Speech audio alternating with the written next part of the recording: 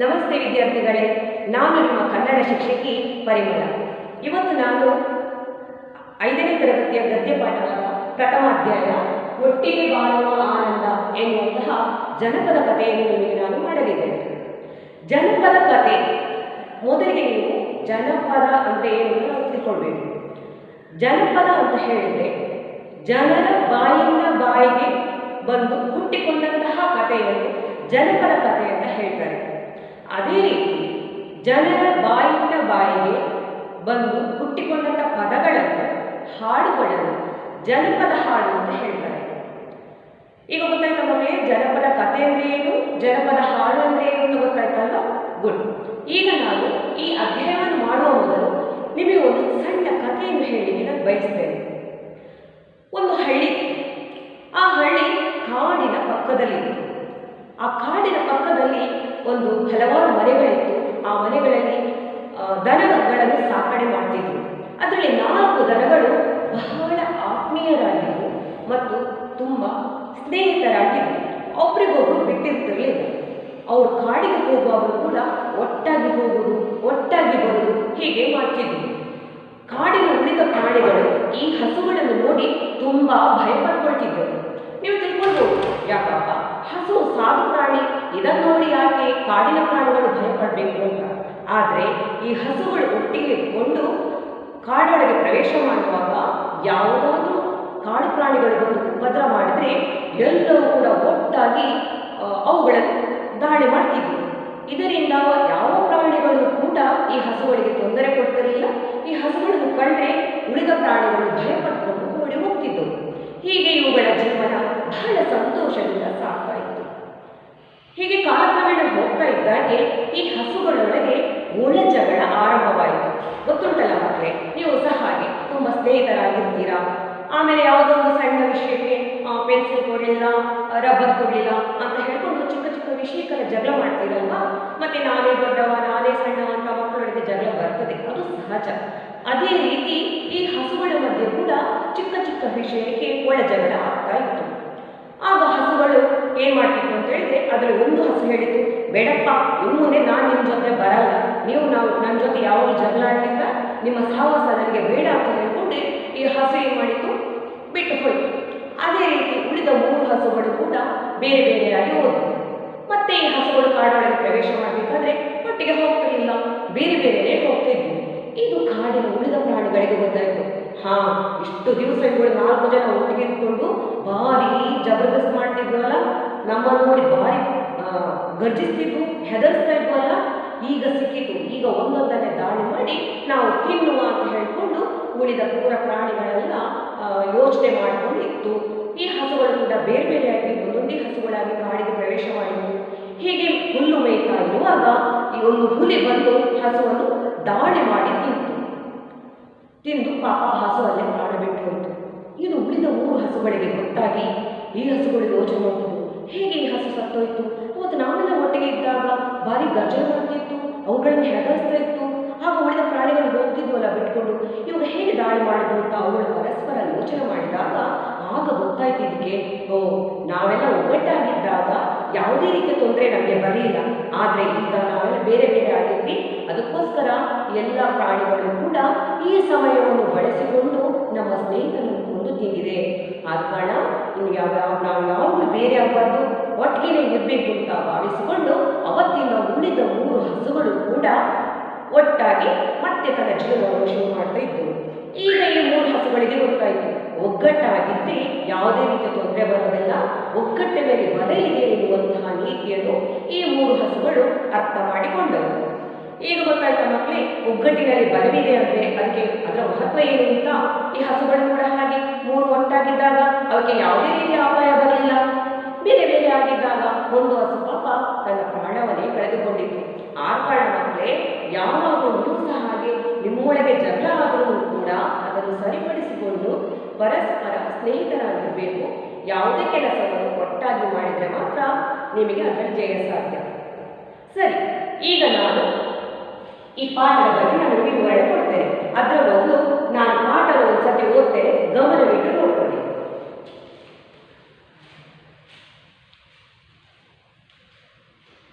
ಗದ್ಯ ಭಾಗ 1. ಒಟ್ಟಿಗೆ ಬಾಳುವ ಆನಂದ. ಒಂದು ಹಳ್ಳಿ. ಅಲ್ಲಿ ರೈತನೊಬ್ಬರ ಹೊಲ ಇತ್ತು. ಅಲ್ಲಿ ಒಂದು ಬೇವಿನ ಮರವಿತ್ತು. ಹೇಗೋ ಏನೋ ಅದರ ಕೆಳಗೆ ಒಂದು ಗುಂಡನೆಯ ಕಲ್ಲು ಬಂದು ನಿಂತುಕೊಂಡಿತು. ಮರದ ಮೇಲೆ ಕುಳಿತುಕೊಳ್ಳುತ್ತಿದ್ದ ಹಕ್ಕಿಗಳ ಹಿಗ್ಗೆ ಕಲ್ಲಿನ ಮೇಲೆ ಬಿದ್ದು ಬಿದ್ದು ಆ ಕಲ್ಲು ಬೆಳ್ಳಗಾಗಿ ವಿಭೂತಿ ಬಳಿದಂತೆ ಕಾಣಿಸುತ್ತಿತ್ತು.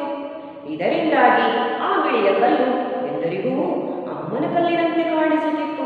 ಆದ್ದರಿಂದ ಬೇವಿನ ಮರವನ್ನು ಜನ ಅಮ್ಮನ ಮರ ಎಂದು ಕರೆಯುತ್ತಿದ್ದರು. ಆ ಕಲ್ಲು ಬೇವಿನ ಮರದ ಕೆಳಗಿದ್ದುದರಿಂದ ಅದಕ್ಕೆ ಅಮ್ಮನ ಕಲ್ಲು ಎಂಬ ಹೆಸರು ರೂಢಿಗೆ ಬಂದಿತ್ತು. ಹೀಗೆ ಒಂದರಿಂದ ಇನ್ನೊಂದು ಹೆಸರು ಪಡೆದುಕೊಂಡು ಎರಡೂ ಸುಖವಾಗಿದ್ದವು. ಅಮ್ಮನ ಮರ, ಅಮ್ಮನ ಕಲ್ಲು ಎಂದು ಊರಿನ ಜನಗಳು ಅವುಗಳ ತಂಟೆಗೆ ಹೋಗುತ್ತಿರಲಿಲ್ಲ. ಒಂದು ಸಲ ತನ್ನಿಂದ ಇನ್ನೊಂದು ಸುಖವಾಗಿದೆ ಎಂದು ಎರಡಕ್ಕೂ ಜಂಬ ಬಂತು. ಬೇವಿನ ಮರ, ನಾನು ಅಮ್ಮನ ಮರ, ನೀನು ನನ್ನ ಕೆಳಗಿರುವುದರಿಂದ ನಿನ್ನನ್ನು ಅಮ್ಮನ ಕಲ್ಲು ಎಂದು ಜನ ಕರೆಯುತ್ತಾರೆ ಎಂದು ಹೇಳಿತು. ಅದಕ್ಕೆ ಕಲ್ಲು, ನಾನು ಅಮ್ಮನ ಕಲ್ಲು, ನನ್ನ ಪಕ್ಕದಲ್ಲಿ ನೀನಿರುವುದರಿಂದ ನಿನ್ನನ್ನು ಅಮ್ಮನ ಮರ ಎಂದು ಕರೆಯುತ್ತಾರೆ ಎಂದಿತು. ಹೀಗೆ ಎರಡೂ ಜಗಳ ಮಾಡಿದವು. ಕೊನೆಗೆ ಕಲ್ಲು ಕೋಪದಿಂದ ಉರುಳಿ ಉರುಳಿ ಬೇವಿನ ಮರದಿಂದ ದೂರ ಹೋಗಿ ನಿಂತಿತು. ನಾನಿಲ್ಲದಿದ್ದರೆ ಮರವನ್ನು ಕಡಿದು ಹಾಕುತ್ತಾರೆ ಎಂದು ಕಲ್ಲು, ನನ್ನ ಕೆಳಗಿರದಿದ್ದರೆ ಕಲ್ಲನ್ನು ಒಡೆದು ಹಾಕುತ್ತಾರೆ ಎಂದು ಮರ. ಹೀಗೆ ಎರಡೂ ತಮ್ಮೊಳಗೆ ಆಲೋಚಿಸುತ್ತಿದ್ದವು. ಒಂದು ದಿನ ಹೊಲವನ್ನು ಉಳಲಿಕ್ಕೆ ಆ ಹಳ್ಳಿಯ ರೈತ ತನ್ನ ಮಕ್ಕಳ ಜೊತೆ ಬಂದನು. ಅಮ್ಮನ ಕಲ್ಲು ಇಲ್ಲದ ಆ ಬೇವಿನ ಮರವನ್ನು ನೋಡಿ, ಇದನ್ನು ನಾಳೆ ಕಳಿಸಿ ನೇಗಿಲು ಚಕ್ರ ಮಾಡಿಸಿ ಎಂದು ತನ್ನ ಮಕ್ಕಳಿಗೆ ಹೇಳಿದ. ಬೇವಿನ ಮರದಿಂದ ದೂರ ಬಿದ್ದಿದ್ದ ಕಲ್ಲನ್ನು ನೋಡಿ, ಈ ಕಲ್ಲನ್ನು ನಾಳೆ ಕಲ್ಲು ಒಡೆಯುವವರಿಂದ ಒಡೆಸಿದರೆ ನೇಗಿಲನ್ನು ಕಟ್ಟಿ ಉಳಲು ಬರುತ್ತದೆ ಎಂದು ತನ್ನ ಮಕ್ಕಳಿಗೆ ಹೇಳಿದ. ಇದನ್ನು ಕೇಳಿ ಮರ ಮತ್ತು ಕಲ್ಲು ಎರಡೂ ಭಯದಿಂದ ನಡುವಿದವು. ನಾವಿಬ್ಬರು ಒಬ್ಬರಿಂದ ಒಬ್ಬರು ದೂರವಾಗಿದ್ದರೆ ಜನರು ನಮ್ಮಿಬ್ಬರನ್ನು ನಾಶ ಮಾಡುತ್ತಾರೆ. ಆದ್ದರಿಂದ ನಾವಿಬ್ಬರೂ ಉಳಿಯುವುದಿಲ್ಲ ಎಂಬ ತಿಳಿವಳಿಕೆ ಮರ ಮತ್ತು ಕಲ್ಲಿಗೆ ಬಂದಿತು. ರೈತ ಮತ್ತು ರೈತನ ಮಕ್ಕಳು ಅತ್ತ ಹೋಗುವುದನ್ನೇ ಕಾದಿದ್ದು ಕಲ್ಲು ಬರಲಾ ಎಂದು ಬೇವಿನ ಮರವನ್ನು ಕೇಳಿತು. ಮರ ಬೇಗ ಬಾ ಎಂದು ಕಲ್ಲಿಗೆ ಹೇಳಿತು. ತಾನು ಇನ್ನೊಂದರಿಂದ ಸುಖವಾಗಿರುವುದು ಎಂದು ಈಗ ಎರಡಕ್ಕೂ ತಿಳಿಯಿತು. ಬೇವಿನ ಮರ ಮತ್ತು ಕಲ್ಲು ಮತ್ತೆ ಸ್ನೇಹಿತರಾದರು. ಮಾರನೇ ದಿನ ಮರ ಪಡೆಯುವವರು ಬಂದು ನೋಡಿದರು. ಕಲ್ಲು ಮರದ ಕೆಳಗೆ ಮೊದಲಿನಂತೆ ನಿಂತಿತು. ಅವರಿಗೆ ಮರ ಮತ್ತು ಕಲ್ಲಿನ ಬಗೆಗೆ ಭಯ ಭಕ್ತಿ ಉಂಟಾಯಿತು. ಇದು ಅಮ್ಮನ ಮರ, ಕಡಿಯುವುದು ಬೇಡ ಎಂದು ಹೊರಟು ಹೋದರು. ಕಲ್ಲು ಒಡೆಯುವವರು ಬಂದು ಇದು ಅಮ್ಮನ ಕಲ್ಲು, ಒಡೆಯುವುದು ಬೇಡ ಎಂದು ಅವರೂ ಹೊರಟು ಹೋದರು. ಬೇವಿನ ಮರ ಮತ್ತು ಕಲ್ಲು ಕಂಟಕದಿಂದ ಪಾರಾದರು. ಹೀಗೆ ಈಗ ಎರಡೂ ಸಹ ಯಾರ ಭಯವಿಲ್ಲದೆ ಸುಖವಾಗಿದ್ದವು. ಹೀಗೆ ಎಲ್ಲರೂ ಒಟ್ಟಾಗಿ ಮಾಡಿದರೆ ಎಲ್ಲರೂ ಸುಖವಾಗಿ ಇರಬಹುದು. ಕೇಳಿಸಿಕೊಂಡ ಮಕ್ಕಳೇ, ನಾನು ಹೇಗೆ ಓದಿದ್ದೇನೆ ಅಂತ ಮುಂದೆ ನೀವು ಕೂಡ ಆ ಥರ ಓದಲಿಕ್ಕೆ ಅಭ್ಯಾಸ ಮಾಡಬೇಕು, ಆಯ್ತಾ? ಈಗ ನಾವು ಪಾಠಕ್ಕೆ ಬರೋಣ. ನೋಡಿ, ನಾನೀಗ ಪಾಠ ಓದುವಾಗ ನಿಮಗೆ ಕಥೆ ಅರ್ಥ ಆಗಿರ್ಬೋದು ಏನು ಅಂತ ನಾನು ಇವಾಗ ವಿವರಿಸ್ತೇನೆ. ಒಂದು ಊರಲ್ಲಿ ಒಂದು ಹಳ್ಳಿ ಇತ್ತಲ್ವಾ, ಆ ಹಳ್ಳಿಯಲ್ಲಿ ಒಂದು ಹೊಲ ಇತ್ತು. ಆ ಹೊಲದಲ್ಲಿ ಅದರ ರೈತ ಇದ್ದಾನಲ್ವಾ, ಅದರ ಪಕ್ಕದಲ್ಲೆಲ್ಲ ತುಂಬಾ ಗದ್ದೆ ಇಟ್ಕೊಂಡಿದ್ದ. ಹಾಗಿರುವಾಗ ದೂರದಲ್ಲಿ ಒಂದು ಬೆಟ್ಟ, ಆ ಬೆಟ್ಟದಲ್ಲಿ ಒಂದು ದೊಡ್ಡ ಬಂಡೆ ಕಲ್ಲಿತ್ತು. ಆ ಕಲ್ಲು ಏನ್ ಮಾಡ್ತದೆ ಅಂತ ಹೇಳಿದ್ರೆ, ಮಳೆಗಾಲ ಬಂದ್ರೆ ಏನು ಗೊತ್ತಲ್ವ ಮಕ್ಕಳೇ, ಹೇಗೆ ಮಳೆ ಬಂದ್ರೆ ತುಂಬಾ ಜೋರಾದ ಮಳೆ ಬಂದಾಗ ಇದ್ದ ಮರ ಗಿಡ ಎಲ್ಲ ಮುರ್ಕೊಂಡು ಕೆಳಗಡೆ ಬರ್ತದಲ್ಲ ಪ್ರವಾಹ ಬಂದಾಗ, ಅದೇ ರೀತಿ ಆ ಕಲ್ಲು ಹೇಗೋ ಏನೋ ಗೊತ್ತಿಲ್ಲ ಅಲ್ಲಿಂದ ಉಳ್ಕೊಂಡು ಕೆಳಗೆ ಬಂದು ಬೀಳ್ತದೆ. ಈ ಕಲ್ಲು ಬಿದ್ದ ಜಾಗದಲ್ಲಿ ಅಲ್ಲಿ ಒಂದು ಬೇವಿನ ಮರ ಇರ್ತದೆ. ಆ ಬೇವಿನ ಮರ ಮತ್ತು ಕಲ್ಲು ಪಕ್ಕ ಪಕ್ಕ ಇರ್ತದೆ, ಸಂತೋಷವಾಗಿ ಇರ್ತವೆ. ಆದ್ರೆ ಆ ಬೇವಿನ ಮರದ ಮೇಲೆ ಹಲವಾರು ಹಕ್ಕಿಗಳು ವಾಸ ಮಾಡ್ತಾ ಇತ್ತು. ಆ ಹಕ್ಕಿಗಳು ಏನ್ ಮಾಡ್ತಾ ಇರ್ತವೆ ಅಂತ ಹೇಳಿದ್ರೆ, ಆ ಮರದ ಮೇಲೆ ಕೂತ್ಕೊಂಡು ಆಟ ತಿಳ್ಕೊಂಡು ಅವುಗಳ ತ್ಯಾಜ್ಯಗಳನ್ನು ಬಲ ವಿಸರ್ಜನೆ ಮಾಡುವಾಗ ಆ ಕಲ್ಲು ಹಕ್ಕಿಗಳ ಹಿಕ್ಕೆ ನೋಡುವಾಗ, ಹಿಕ್ಕಿ ಅಂತ ಹೇಳಿದ್ರೆ ಹಕ್ಕಿಗಳ ಮಲ ಅಂತ ಹೇಳಿದ್ರೆ ಅವುಗಳ ತ್ಯಾಜ್ಯಗಳು, ಅವುಗಳು ಕೆಳಗೆ ಬಿದ್ದು ಬಿದ್ದು ಬಿದ್ದು ಆ ಕಲ್ಲು ಏನಾಗ್ತದೆ ಪೂರ್ತಿ ಬಿಳಿ ಬಣ್ಣದಲ್ಲಿ ತಿರುತ್ತದೆ. ಎಲ್ಲ ಕಲ್ಲು ಹೀಗೆ ಬಿಳಿ ಬಣ್ಣದಲ್ಲಿ ತಿರುತ್ತದೆ ಈ ಕಲ್ಲು. ಈ ಬಿಳಿ ಬಣ್ಣಕ್ಕೆ ತಿರುಗಿದ ಈ ಕಲ್ಲಿನಾಗುತ್ತದೆ ಅಂತ ಹೇಳಿದ್ರೆ ಹಾಗೆ ಬಿಳಿ ಬಣ್ಣವಾಗಿ ಮಾರ್ಪಟ್ಟುಕೊಳ್ಳುತ್ತದೆ. ಆಗ ಒಂದು ದಿವಸ ಆ ಬದಿಯಲ್ಲಿ ಒಬ್ಬ ದಾರಿ ಹೋಗ್ತಾ ಬರ್ತಾನೆ. ಬರುವಾಗ ನೋಡಿ, ಏನಪ್ಪ ಇದು ಕಾಲು ವಿಭೂತಿ ಬೆಳೆದಂತೆ ಕಾಣ್ತಾ ಉಂಟು. ವಿಭೂತಿ ಅಂದ್ರೆ ಏನು ಗೊತ್ತಾ? ವಿಭೂತಿ ಅಂತ ಹೇಳಿದ್ರೆ ಭಸ್ಮ. ನಾವು ದೇವರಿಗೆ ಪೂಜೆ ಮಾಡಿದಾಗ ನಾವು ಹಣೆಗೆ ಹಚ್ತೀವಲ್ಲ ಒಂದು ಬಿಳಿ ಬಣ್ಣದ ಹುಡಿ, ಅದಕ್ಕೆ ವಿಭೂತಿ ಅಂತ ಹೇಳ್ತಾರೆ. ಇದು ವಿಭೂತಿ ಹಚ್ಚಿದಾಗ ಹೀಗೆ ಕಾಣ್ತಾ ಇರ್ತದೆ. ಆಗ ಇವ ಏನ್ ಮಾಡ್ತಾರೆ, ಇದು ದೇವರ ಕಲ್ಲಾಗಿದ್ದು, ಯಾಕಂದ್ರೆ ಬೇವಿನ ಮರದ ಪಕ್ಕದಲ್ಲಿ ಇದೆ ಅಲ್ವಾ, ನಾವು ಬೇವಿನ ಮರ ಯಾವಾಗ ನಾವು ಅಮ್ಮ ದುರ್ಗೆಯನ್ನು ಪೂಜಿಸ್ತೀವಿ, ಅದ್ರ ಪಕ್ಕದಲ್ಲಿ ಕಲ್ಲಿರುವ ಕಾರಣ ಇದು ದೇವಿಯೇ ಆಗಿರ್ಬೇಕು, ಅಮ್ಮನ ಕಲ್ಲೇ ಆಗಿರ್ಬೇಕು ಅಂತ ಇವನೇನ್ ಮಾಡ್ತಾರೆ, ಅದಕ್ಕೆ ಕುಂಕುಮ ಹಚ್ಚಿಬಿಡ್ತಾರೆ. ಕುಂಕುಮ ಹಚ್ಚಿ ಅದಕ್ಕೆ ಪೂಜೆ ಮಾಡ್ತಾರೆ. ಪೂಜೆ ಮಾಡ್ಕೊಂಡು ಹೋಗ್ತಾರೆ. ಮುಂದೆ ಈ ತರ ಬಂದವರೆಲ್ಲ ಅದೇ ತರ ಮಾಡ್ತಾರೆ. ಅಂದಿನಿಂದ ಏನಾಗ್ತದೆ ಅಂತ ಹೇಳಿದ್ರೆ ಈ ಕಲ್ಲು ಅಮ್ಮನ ಕಲ್ಲು, ಅಮ್ಮನ ಕಲ್ಲು ಎಂಬ ಹೆಸರನ್ನು ಪಡ್ಕೊಳ್ಳುತ್ತದೆ. ಊರಿನ ಜನ ಎಲ್ಲ ಇದನ್ನು ಅಮ್ಮನ ಕಲ್ಲು ಅಂತ ಹೇಳಿ ಪೂಜೆ ಮಾಡ್ತಾರೆ. ಅದೇ ರೀತಿ ಅದರ ಪಕ್ಕದಲ್ಲಿರುವ ಬೇವಿನ ಮರ ಅಮ್ಮನ ಮರ. ಅಮ್ಮನ ಮರ ಎನ್ನುವಂತಹ ಹೆಸರು ಪಡ್ಕೊಳ್ತದೆ. ಹೀಗೆ ಇವೆರಡು ಕೂಡ ಬಹಳ ಸಂತೋಷದಿಂದ ಎಲ್ಲ ಜನರ ಕೈಯಿಂದ ಪೂಜಿಸಲ್ಪಟ್ಟುಕೊಂಡು ಬಹಳ ಸಂತೋಷದಿಂದ ಇರ್ತಿದ್ರು. ಎಲ್ಲರೂ ಕೂಡ ಭಯ ಭಕ್ತಿಯಿಂದ ಪೂಜೆ ಮಾಡ್ತಿದ್ರು. ಹೀಗೆ ಇವುಗಳು ಸಂತೋಷವಾಗಿದ್ದಾಗ ಇವುಗಳಲ್ಲಿ ಕೂಡ ಪರಸ್ಪರ ಮತ್ಸರ ಭಾವನೆ ಉಂಟಾಯಿತು. ಅವುಗಳೊಳಗೆ ಒಳಜಗಳ ಕೂಡ ಆರಂಭ ಆಗ್ತದೆ. ಹೇಗೆಂತ ಹೇಳಿದ್ರೆ, ಕಲ್ಲೇನೋ ಯೋಚನೆ ಮಾಡ್ತಾರೆ ಅಂತ ಹೇಳಿದ್ರೆ, ನನ್ನನ್ನು ಮೊದಲಿಗೆ ಎಲ್ಲರೂ ಕೂಡ ಅಮ್ಮನ ಕಲ್ಲನ್ನು ಪೂಜೆ ಮಾಡಿದ್ರು, ಆಮೇಲೆ ಮರವನ್ನು ಅಮ್ಮನ ಮರ ಅಂತ ಪೂಜೆ ಮಾಡಿದ್ರು. ನಾನು ಇದರ ಪಕ್ಕದಲ್ಲಿ ಇರುವ ಕಾರಣವೇ ಅದಕ್ಕೆ ಅಮ್ಮನ ಮರ ಅಂತ ಹೆಸರು ಬಂದಿದೆ. ನಾನು ಇಲ್ಲಿ ಇರುವುದರಿಂದಲೇ ಅದಕ್ಕೆ ಗೌರವ ಮರ್ಯಾದೆ ಎಲ್ಲ ಸಿಗ್ತಾ ಉಂಟು ಅಂತ ಇದಕ್ಕೆ ಅಹಂಕಾರ ಬಂತು. ಬೇವಿನ ಮರ ಏನು ಯೋಚನೆ ಮಾಡ್ತಾರೆ ಅಂತ ಹೇಳಿದ್ರೆ, ಈ ಕಲ್ಲು ಯಾವುದೋ ಒಂದು ಗುಡ್ಡದಲ್ಲಿ ಭಿಕಾರಿ ಅಂತ ಬಿದ್ದುಕೊಂಡಿತ್ತು, ನನ್ನ ಪಕ್ಕದಲ್ಲಿ ಬಂದು ಇದ್ದ ಕಾರಣ ಎಲ್ಲರೂ ಕೂಡ ಅಮ್ಮನ ಮರ ಅಂತ ಹೇಳ್ತಾರೆ. ನಾನು ಅಮ್ಮನ ಮರ, ಅದು ಅಮ್ಮನ ಕಲ್ಲು ಪೂಜೆ ಮಾಡ್ತಾರೆ. ಆದ ಕಾರಣ ಇದು ನನ್ನ ಪಕ್ಕದಿಲ್ಲದೆ ಇರ್ತಿದ್ರೆ ಈಗ ಯಾರು ಕೂಡ ತಿರುಗಿ ನೋಡ್ತಿರ್ಲಿಲ್ಲ ಆ ಅಮ್ಮನ ಕಲ್ಲನ್ನು ಹೇಳಿ ಈ ಮರಕ್ಕೆ ಕೂಡ ಒಂದು ಅಹಂಕಾರ ಬಂತು. ಇವುಗಳೇನ್ ಮಾಡ್ತಾರೆ, ಈಗ ಜಗಳ ಮಾಡಲಿಕ್ಕೆ ಶುರು ಮಾಡ್ತದೆ.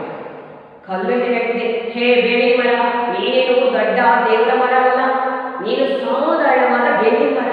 ಜನ ನನ್ನನ್ನು ಅಮ್ಮನ ಮರ ಅಂತ ಪೂಜಿಸ್ತಾ ಇದ್ದಾರೆ, ಅಮ್ಮನ ಕಲ್ಲು ಅಂತ ಪೂಜಿಸ್ತಾ ಇದ್ದಾರೆ. ನಾನು ಅಮ್ಮನ ಕಲ್ಲು, ನೀನು ನನ್ನ ಪಕ್ಕದಲ್ಲಿ ಇರುವ ಕಾರಣ ನಿನಗೆ ಅಮ್ಮನ ಮರ ಅಂತ ಹೇಳ್ತಾರೆ ಅಂತ ಮೂದಲಿಸಲಿಕ್ಕೆ ಶುರು ಮಾಡ್ತದೆ. ಆಗ ಬೇವಿನ ಮರ ಹೇಳ್ತದೆ, ಹೇ ಕಲ್ಲು, ಏನು ದೊಡ್ಡ ಜನರಾಗಿ ಮಾತಾಡ್ತಿದ್ಯಾ, ನೀನು ಯಾವುದೋ ಒಂದು ಗುಡ್ಡದಿಂದ ಬಂದು ಬಿದ್ದುಕೊಂಡಿದ್ಯಾ, ನಾನು ಮೊದಲಿಂದಲೇ ಇಲ್ಲೇ ಇದ್ದೇನೆ, ನಾನು ಅಮ್ಮನ ಮರ, ನೀನೇ ನನ್ನ ಪಕ್ಕದಲ್ಲಿ ಬಂದಿದ್ದ ಕಾರಣ ಜನ ನಿನ್ನನ್ನು ಅಮ್ಮನ ಕಲ್ಲು ಅಂತ ಹೇಳ್ತಾರೆ. ಆದ ಕಾರಣ ನೀನೇನು ದೊಡ್ಡ ಜಪ ಮಾಡಬೇಡ ಅಂತ ಹೇಳಿ ಬೇವಿನ ಮರ ಕೂಡ ಬೈತಾರೆ. ಹೀಗೆ ಪರಸ್ಪರ ಇವೆರಡರೊಳಗೆ ಜಗಳ ಆಗ್ತದೆ. ಕಲ್ಲಿಗೆ ಸಿಟ್ಟು ಬರ್ತದೆ.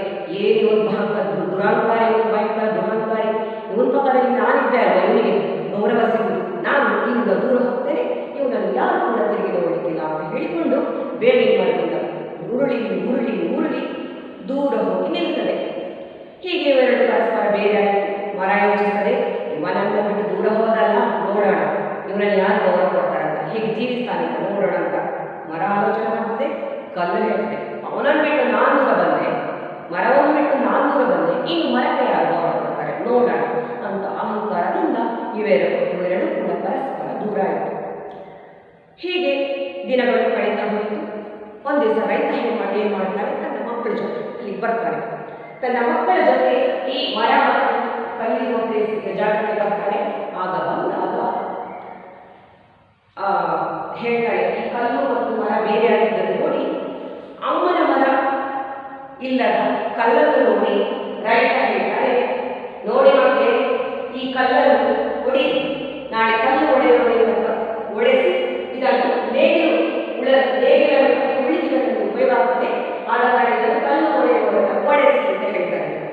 ಆಗ ಕಲ್ಲಿಗೆ ಬೇಸರ ಆಗ್ತದೆ. ಕೊನೆಗೆ ಮರವನ್ನು ನೋಡಿ ಹೇಳ್ತಾರೆ, ಕಲ್ಲು ಇಲ್ಲದ ಬೇರೆ ಮರವನ್ನು ನೋಡಿ, ಇದೇನು ದೇವರ ಮರ ಅಲ್ಲ, ದೇವರ ಮರ ಅಂದರೆ ಯಾಕೆ ಬೇರೆ ಬೇರೆ ಆಗ್ತಿತ್ತು. ಆ ಕಾರಣ ಮಕ್ಕಳೇ, ನಾಳೆ ಮರ ಕಡಿಯೋದ್ರಿಂದ ಈ ಮರವನ್ನು ಬೆಳೆಸಿ ನೇಗಿಲು ಚಕ್ರ ಮಾಡಿಸಿ ನಮಗೆ ಗದ್ದೆ ಉಳಿಗೆ ಉಪಯೋಗ ಆಗ್ತದೆ ಅಂತ ಹೇಳ್ತಾರೆ. ಈಗ ಈ ಕಲ್ಲು ಮತ್ತು ಮರಕ್ಕೆ ಬಹಳ ಬೇಸರವಾಯಿತು. ಹೆದರಿಕೆ ಕೂಡ ಆಗ್ತದೆ. ಅಯ್ಯೋ ದೇವರೇ, ನಮಗೆ ಉಳಿದಾಳೆ ಇಲ್ವಾ, ಇನ್ನು ನಮಗೆ ಆಶಯ ಮುಗ್ದೋಯ್ತಾ, ಏನು ಮಾಡೋದು, ಈ ರೈತ ಬಂದು ಹೀಗೆ ಹೇಳಿ ಹೋದ್ನಲ್ಲ, ಇನ್ನು ನಾವು ಬೇರೆ ಬೇರೆ ಆಗಿ ಖಂಡಿತ ನಮ್ಮನ್ನು ನಾಶ ಮಾಡ್ತಾರೆ ಅಂತ ರೈತ ಮತ್ತು ರೈತರ ಮಕ್ಕಳು ಆಚೆ ಹೋಗುವುದನ್ನೇ ಕಾಯ್ತಾ ಇದ್ದಂತಹ ಕಲ್ಲು ಮೆಲ್ಲ ಮರದ ಕುರಿತು ಹೇಳಿದೆ, ಹೇ ಬೇವಿನ ಮರ, ನಾನಿನ್ ಪಕ್ಕದಲ್ಲಿ ಬರಲ್ಲ ಅಂತ ಕೇಳ್ತದೆ. ಅದಕ್ಕೆ ಬೇವಿನ ಮರ ಹೇಳ್ತದೆ, ಬೇಗ ಬಾ ಅಂತ ಹೇಳ್ತದೆ. ಹಾಗೆ ಇವರು ಕೂಡ ಪರಸ್ಪರ ಪುನಃ ಹತ್ರ ಬಂದು ವಾಸ ಮಾಡ್ತಾರೆ. ಈಗ ಇವೆರಡಕ್ಕೂ ಅರ್ಥ ಆಗ್ತದೆ, ನಾವಿಬ್ಬರು ಬೇರೆ ಆದ ಕಾರಣ, ಜಗಳ ಮಾಡ್ಕೊಂಡು ಬೇರೆ ಆದ ಕಾರಣ ನಮ್ಮನ್ನು ನಾಶ ಮಾಡಲಿಕ್ಕೆ ಜನಗಳು ಬಂತು.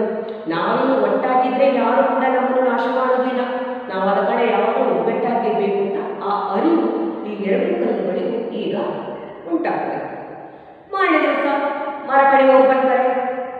ಆಗ ನೋಡ್ತಾರೆ, ಓ ದೇವರೇ, ಇದು ಅಮ್ಮನ ಮರ, ಇದನ್ನು ಕಡಿಯೋದು ಬೇಡಪ್ಪ, ಇದನ್ನು ಮಾಡೋದು ಬಿಟ್ಟರೆ ದೇವರೇ ಅಮ್ಮ ಬಂದು ನಾಳೆ ನಮಗೆ ಶಾಪ ಕೊಡ್ತಾಳೆ, ಆದ ಕಾರಣ ಬೇಡ ಬೇಡ ಅಂತ ಹೇಳಿ ಮರ ಕಡಿಯೋರು ಹೋಗ್ತಾರೆ.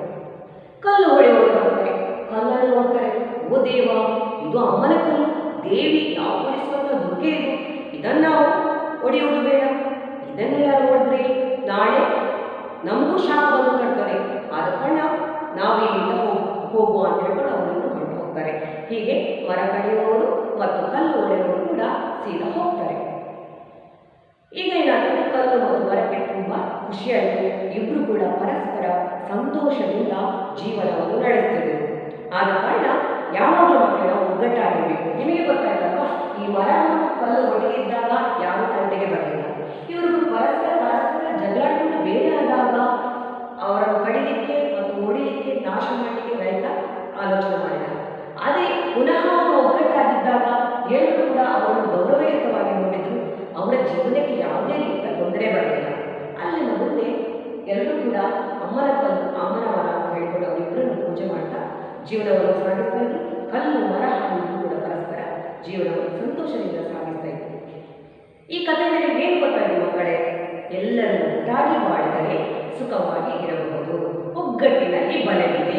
ಇದನ್ನು ನೀವು ಅರ್ಥ ಮಾಡಿಕೊಳ್ಬೇಕು. ಪಾಠ ಅರ್ಥ ಆಯ್ತಾ? ಪಾಠವನ್ನು ಚೆನ್ನಾಗಿ ಓದಿ, ಅರ್ಥ ಆಗದವರು ನೀವು ನನಗೆ ಪ್ರಶ್ನಿಸಬಹುದು, ನಾನು ನಿಮಗೆ ಸವಿವರವಾಗಿ ಹೇಳ್ತೀನಿ.